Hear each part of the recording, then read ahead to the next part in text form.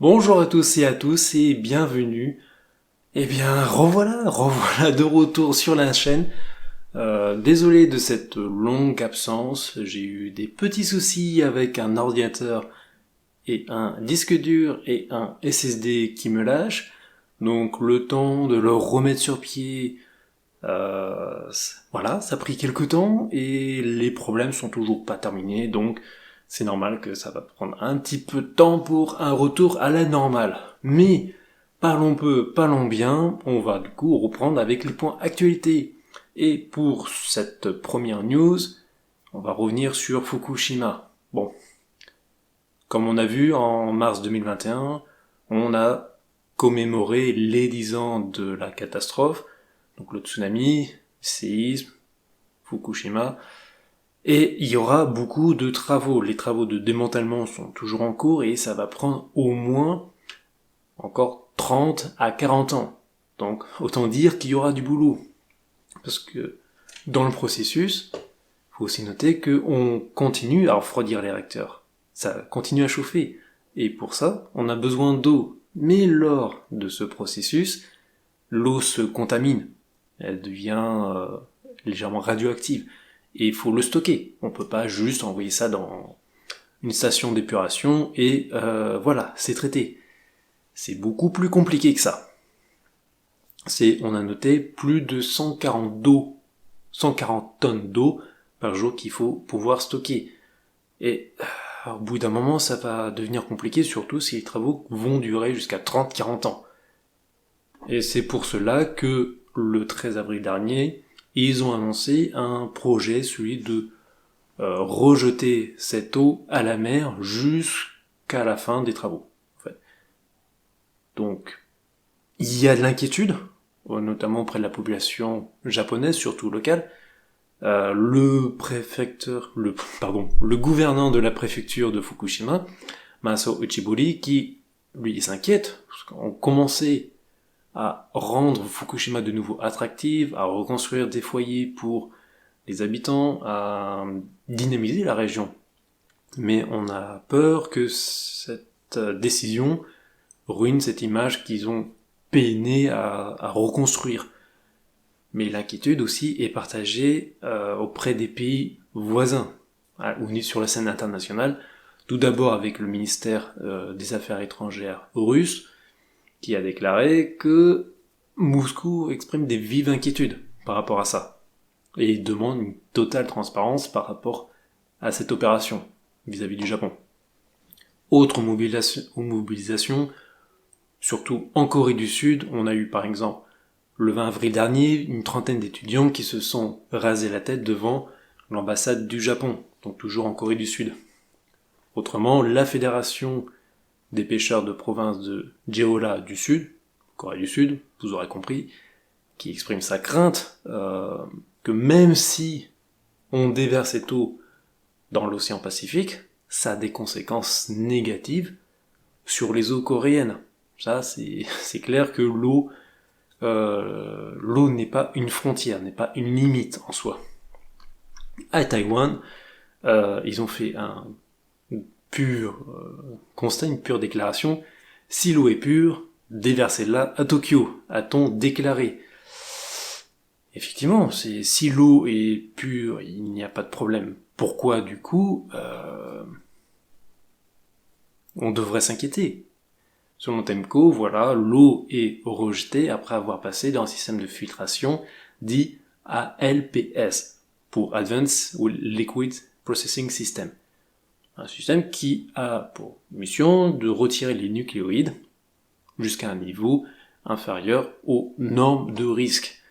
Sauf que ce filtre ne permet pas de retirer le tritium, donc avant de rejeter à la mer, l'idée est de diluer cette eau pour ramener au minimum des risques.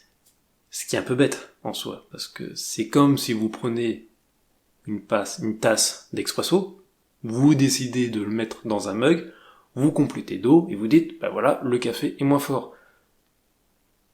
Non, il y a toujours la même quantité de caféine, c'est juste que tu dilues. Le problème va se faire moins ressentir, mais la quantité de caféine sera la même chose. C'est exactement pareil avec cette eau contaminée. Donc est-ce qu'ils vont trouver un meilleur système de filtration? Comment ça va se régler sur la scène internationale, sachant que la Corée du Sud est prête à porter plainte au niveau du tribunal de l'eau? Bon, ça va être assez compliqué pour les mois à venir. On revient sur les Jeux Olympiques, et là, on va faire un package, avec relais de la flamme, Jeux Olympiques et Covid. Parce que les trois sont, on a bien vu, intimement liés, surtout depuis maintenant 1 an. Récemment, donc, la flamme olympique est partie, et c'était un départ en demi-teinte. Déjà, le départ à huis clos, ainsi que la première étape, on n'a pas le droit d'acclamer, puis deux gros coups durs même. Osaka qui a déclaré ne pas vouloir faire l'événement du relais de la flamme dans sa préfecture à cause des nouvelles vagues de Covid qui se déclarent, et aussi c'est au tour de la ville de Matsuyama le 21 avril dernier qui a refusé le passage de la flamme, ou du moins Tokihiro Nakamura, donc le gouverneur de la préfecture de Ehime, qui a déclaré « Nous allons annuler le relais de la flamme à Matsuyama, mais nous célébrerons l'arrivée de la flamme d'une manière qui n'implique pas le public. » Donc, encore une fois, à huis clos, on peut supposer que la flamme va faire le trajet, on va faire un événement dans un gymnase, et puis hop, ville suivante. Ce qui est pas bon signe, en soi. C'est une annonce qui se produit 100 jours avant les Jeux Olympiques. Et mine de rien, 100 jours, c'est vite passé, c'est un peu plus de 3 mois. Donc on peut se poser la question, mais au final, est-ce que ces Jeux Olympiques vont se passer sans public? Et justement, c'est ce que a laissé supposer Seiko Hashimoto, donc la présidente du comité d'organisation, qui a ainsi déclaré que les Jeux Olympiques pourraient, vraiment au conditionnel, pourraient ne pas accueillir du tout de spectateurs. Donc c'est même pas les Japonais qui pourront venir voir les matchs. Ce sera huis clos total. Bon, déjà, on peut se douter que il y ait moins de spectateurs comparé à la capacité totale des stades. Mais là, pas de spectateurs. Ce serait un coup très très très dur. Déjà, l'absence des étrangers, c'est une grosse absence. Mais en plus, si on interdit les spectateurs, ça va être très méchant. Le retour du bâton va être très méchant. Ça veut dire quoi, une décision comme ça? Ça veut dire que faut rembourser l'intégralité des billets. Ça veut dire pas d'entrée d'argent pour amortir les frais de construction, par exemple des nouveaux logements ou des nouveaux stades, ou la rénovation de certains sites qui avaient pour but d'accueillir en prévision des Jeux Olympiques. Ça veut dire que certains lotissements qui ont été construits, certains logements qui ont été construits dans le but d'accueillir des personnes pour les JO, vont devoir être amortis. Ça va faire très très très mal. Malgré cela, selon toujours la présidente Hashimoto, les Jeux ne seront qu'un succès si les organisateurs, je cite, arrivent à protéger complètement les athlètes et la population japonaise. Ouais, bon, ça, autant faire un événement, chacun de son côté ou à télé ou à distance. Bon, on souhaite vraiment qu'il y a au moins des personnes qui puissent assister à ces Jeux Olympiques, parce que là, ce serait vraiment paradoxal de faire un événement sportif de cette ampleur, mais avec aucun spectateur.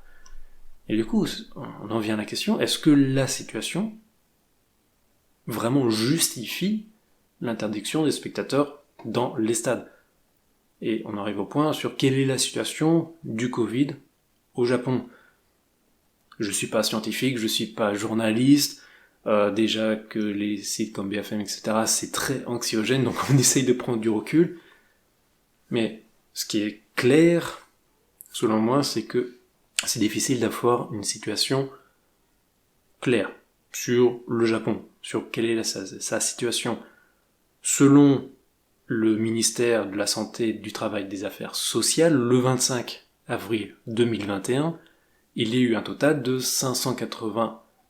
il y a eu un total de 568 502 personnes qui ont été infectées, pour 9 978 personnes qui en sont décédées.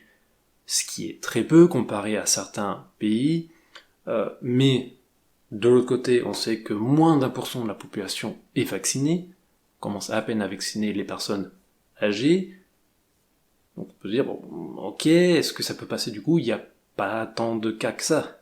Mais aussi, il faut savoir que les tests pour le Covid sont payants.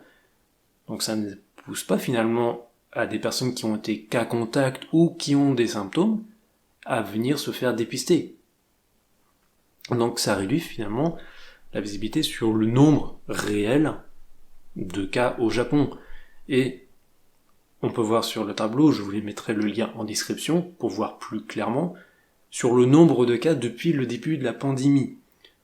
On peut voir que jusqu'à fin 2020, le nombre de cas au Japon est finalement très correct. Mais on regarde que depuis 2021, le nombre de cas ne cesse que d'augmenter. Alors c'est pour ça, à cette période-là, on se disait, mais est-ce que ça vaut pas le coup d'annuler les Jeux Olympiques? Parce que là, c'est toujours en forte croissance, ça n'a jamais été aussi important. Le 28 avril, c'est 5792 cas supplémentaires le 28 avril dernier, ce qui est plutôt considérable au vu des précédents chiffres, vraiment. D'où le gouvernement japonais qui a instauré de nouveau l'état d'urgence dans la région de Tokyo, Kyoto, Osaka et Hyogo. Ce qui est assez révélateur. Il y a quelques semaines à peine, on venait de lever l'état d'urgence à Tokyo, et là on le remet toujours à peine à 100 jours des Jeux Olympiques. Ces mesures devront être encore plus strictes que l'état d'urgence du mois de janvier. On interdit donc les établissements servant de l'alcool, bars, restaurants, karaoké, mais aussi les centres commerciaux, les grands magasins, cinémas, parcs d'attractions, fermeture jusqu'au 11 mai inclus. À voir si la mesure va être prolongée ou non. Ces mesures ici ne devraient pas avoir d'impact sur les Jeux Olympiques. Toujours est-il que même si la situation est contrôlée, on est en droit de se poser la question sur comment ça va se passer pour ces Jeux Olympiques. Plus les Jeux approchent et plus on se pose des questions sur le bon déroulé de ces Jeux. Voilà, mais on va devoir attendre le mois de juin pour savoir si oui ou non les spectateurs pourront faire partie du spectacle. Voilà ce que je pouvais vous proposer pour ce point actualité. Merci d'avoir regardé cette vidéo, n'hésitez pas à partager, ça aide beaucoup pour la visibilité de la chaîne, n'hésitez pas à dire en commentaire ce que vous en pensez, si vous avez des suggestions. Voilà, je vous dis à très bientôt. Tchuss.